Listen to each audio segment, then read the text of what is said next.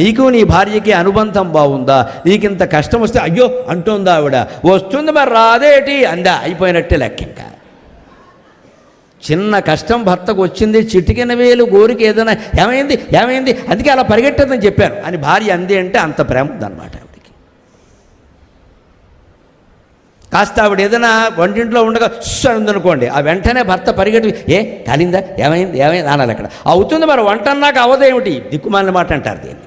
అవుతుందని అందరికీ తెలుసు, నీ పలకరింపు అదేనా? ఇక్కడ అవుతుందని ఏమిటి తెలియాలి, అడగాలి వెళ్ళి అక్కడ ఏమైంది ఏమైంది అని. కాస్త కంగారు కనీసం డ్రామా అయినా ఆడితే ప్రేమ నటిస్తే బాగుంటుంది.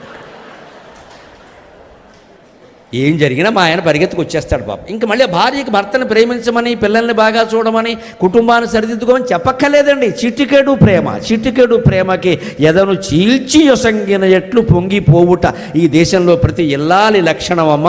ఆ మహిళా లోకానికి నమస్కారం.